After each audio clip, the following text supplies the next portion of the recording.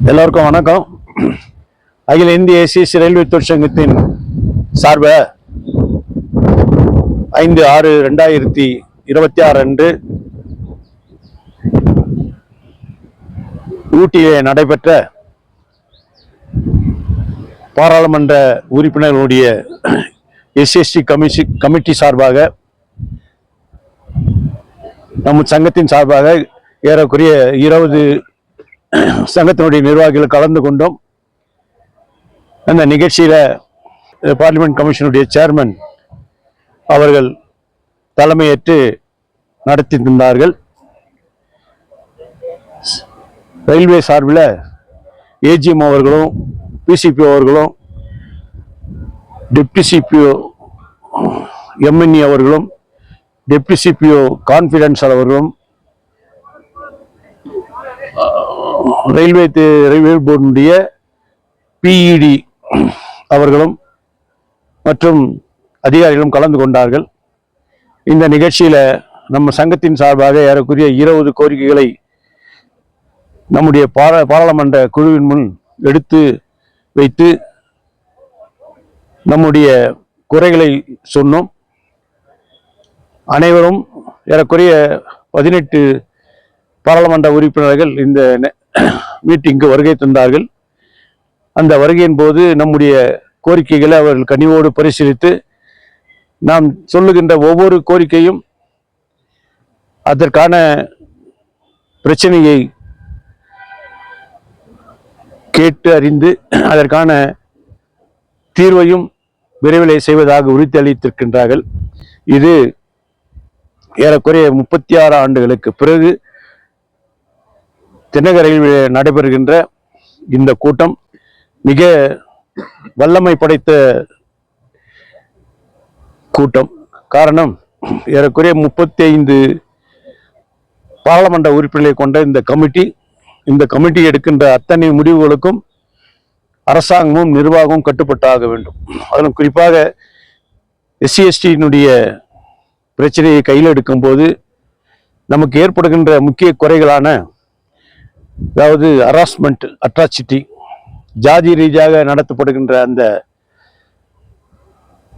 பிரச்சனைகளை முன்வைத்து பேசினோம். அதே போல எஸ்டி மக்கள் மத்தியிலே சில பேர்கள் பொய் சர்டிபிகேட்டை கொடுத்து வேலையில் சேர்ந்து விடுகின்றார்கள். உண்மையாகவே இருக்கின்ற இந்த எஸ்டி மக்களுக்கு அந்த சலுகைகள் சென்றடைவதில்லை. அதை குறிப்பாக எடுத்து சொல்லி அவர்களை தீர ஆராய்ந்து அது கண்டுபிடிக்கப்பட்டால் அவர்களுடைய வேலையை டிஸ்மிஸ் செய்ய வேண்டும். அவர்களுக்கு எந்த விதத்திலும் எதிர்கால பலனை, அதாவது பென்ஷன் போன்ற பலன்கள் அளிக்கக்கூடாது என்றும் வாதாடினோம். அதே போல ஒவ்வொரு எக்ஸாமுக்கு ரயில்வே துறையில் இருக்கின்ற நம்முடைய சகோதரர்கள் எக்ஸாமுக்கு செல்லும் போது அவர்களுக்கு கடந்த வருடங்களிலே 21 நாட்கள் பயிற்சி வகுப்புகள் தரப்பட்டிருந்தன. அது தற்போது 15 நாட்களாக குறைக்கப்பட்டது. அந்த 15 நாட்களும் கீழே உள்ள அதிகாரிகள் அந்த பயிற்சி வகுப்புக்கு, அதாவது ட்ரைனிங் ஃபார் ப்ரொமோஷனல் கோர்ஸ் என்கின்ற அந்த ட்ரைனிங் ப்ரோக்ராமுக்கு அனுப்புவதற்கு அவர்கள் ரொம்பவும் தடை செய்து கொண்டிருக்கின்றார்கள். அதை உடனடியாக அவர்களுக்கு தெரியப்படுத்தி அதற்கான அந்த குறையை தீர்க்க வேண்டும் என்று சொன்னோம். அதுக்கும் இந்த பார்லிமெண்ட் கமிட்டி ஒத்துக்கொண்டார்கள். அதே போல அண்ணல் அம்பேத்கர் அவர்களுடைய பிறந்த நாளிலே நிர்வாகத்தின் சார்பில் ஏறக்குறைய 50,000க்கு மேல அந்த அவருடைய அந்த பிறந்த நாளும் நினைவு நாளும் முன்னிட்டு நிர்வாகம் செய்யக்கூடிய தொகைக்காக அந்த 50,000க்கு மேற்பட்ட தொகையை அக்கௌண்ட்ஸ் டிபார்ட்மெண்ட் நம்ம நிர்வாகத்துக்கு அளிக்கின்றார்கள். ஆனால் அது சரியான முறையில் செலவிடப்படுவதில்லை. அந்த தொகையை வேறு நிகழ்ச்சிகளுக்கு செலவிடுகின்றார்கள். அதையும் எடுத்துரைத்தோம். ஆனால் அம்பேத்கருடைய பிறந்த நாளின் போதும் எந்த நாளின் போதும் மாலை அணிவிக்கும் போது ஜிஎம் அவர்கள் நேரடியாக வந்து அறிவிக்கவில்லை. அதே போல டிஆர்எம் அவர்களும் அறிவிக்க மாட்டேன்றாங்க. இதெல்லாம் அம்பேத்கருக்கு செய்கின்ற அவமரியாதை. அதனால அதையும் இனி வருங்காலங்களிலே ஜிஎம் அவர்களும் டிஆர்எம் அவர்களும் சிடபிள்யூஎம் அவர்களும் நேரடியாக வந்து அந்த மாலை அணிவித்து அம்பேத்கர் அவருடைய சிறப்புகளை பற்றி பேச வேண்டும் என்பதும் கோரிக்கையாக வைத்திருக்கின்றோம். அதே போல இங்கு அதாவது கிரேட் மெர்ஜர் செய்கின்ற போது அது கேடர் எக்ஸ்கேடர் என்று சொல்லுகின்றோம். எக்ஸ்கேடர்ல வருகின்ற போது ரிசர்வேஷன் ஃபாலோ பண்றதில்லை. அதனால அந்த எக்ஸ்கேடர் போஸ்டே ஒழிச்சிடணும், கேடர் போஸ்ட் மட்டும்தான் இருக்கணும் என்று அதையும் முன்வைத்திருக்கின்றோம்.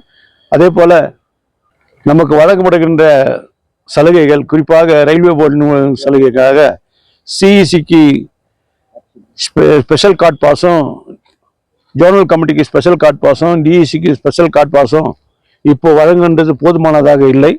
ஆகவே அதை நீட்டித்து எல்லா எலெக்டட் ஆபீஸ் பேரர்களுக்கும் தர வேண்டும் என்று கோரிக்கை வைத்தோம். அதே போல அதாவது ரெக்ரூட்மெண்ட்ல வருகின்ற பொழுது SC/ST தேர்வில் அவர்கள் பணியில் சேரும்போது அவர்கள் வசிக்கின்ற பகுதிக்கு அருகாமையிலே அவர்களுக்கு இடமளிக்க வேண்டும். அந்த அப்பாயின்மெண்ட்டை அந்த இடத்துல தரணும்னு சொல்லி கேட்டிருந்தோம். அது இப்போ வந்து அரசாங்க நிர்வாகத்தின் மூலமாக அதை கடைபிடிப்பதில்லை. அதே மாதிரி ப்ரொமோஷன் ஆகும்போதும் அவர்களை எங்கேயோ வேறு இடத்துக்கு மாற்றுவதை விட அவர்கள் பணி பிறந்து வளர்ந்த இடத்துக்கு மாற்றம் செய்ய வேண்டும் என்று கேட்டிருந்தோம். இதையும் அவர்கள் செய்வதில்லை. ஆகவே இதையும் கண்டித்து அவர்களிடத்தில் மனு அளித்திருந்தோம். நிர்வாகத்தின் சார்பில் எங்களுக்கு பிறகு அதாவது எங்களுக்கு வந்து 9லிருந்து 10 வரைக்கும் மீட்டிங் நடந்தது. 10லிருந்து 11 வரைக்கும் நிர்வாக சார்பில் நடக்க போகுது. இந்த கோரிக்கைகள்லாம் நாங்கள் வைத்த கோரிக்கைகள்லாம் நிர்வாகத்திடம் பேசி அதை எந்த விதத்தில் நிறைவேற்றி தர வேண்டும் முடியுமோ அவற்றையெல்லாம் நிறைவேற்றி தருவதாக உறுதியளித்தார்கள். அதற்கு பிறகு எங்களுடைய சங்கத்தின் சார்பில் அவர்களுக்கு இந்த நிகழ்ச்சியை ஏற்பாடு செய்து வருகை தந்து எங்களுடைய குறைகள் எல்லாம் கேட்டு அவற்றை தீர்ப்பதற்கான முயற்சிகளை மேற்கொள்ளுகின்ற அனைவரையும் எங்கள் சார்பாக மாலை அணிவித்தும் சால்வை அணிவித்தும் அவர்களை வாழ்த்தினோம். அவர்களும் மிகுந்த மகிழ்ச்சியோடு அதை ஏற்றுக்கொண்டு இந்த சங்கத்தினுடைய செயல்பாட்டிலே மிகவும் அக்கறை கொண்டு இனி வருங்காலங்களிலே எதுவாக இருந்தாலும் நீங்கள் எங்களை அணுகுங்கள், நாங்கள் நிச்சயமாக அதை நிறைவேற்றி தருகிறோம் என்று எங்களுக்கு உறுதியளித்திருக்கின்றார்கள். அதோடு நாங்கள் இந்த மீட்டிங் கலந்து கொள்வதற்கு ரயில்வே நிர்வாகமே எங்களுக்கு ஒவ்வொரு 20 பேரை நியமனம் செய்து இந்த இடத்துக்கு வந்து மீட்டிங் வந்திருக்கோம்.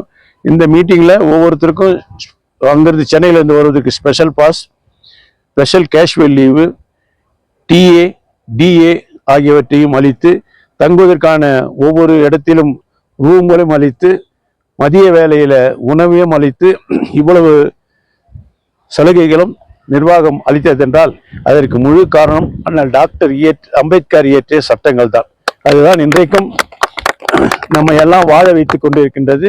எதிர்காலத்திலும் நம்முடைய சந்ததியர்கள் இது போல இந்த ரயில்வே துறையிலும் மற்ற துறையிலும் அவர்கள் சார்ந்து இருக்கின்ற பொழுது இப்படிப்பட்ட குறைகள் ஏற்படாதவாறு அவற்றை நிவர்த்தி செய்ய வேண்டும் என்ற கண்ணத்திலே தான் ஒருமித்த கருத்தோடு இந்த கூட்டங்களை நாங்கள் தொடர்ந்து நடத்தி கொண்டிருக்கின்றோம்.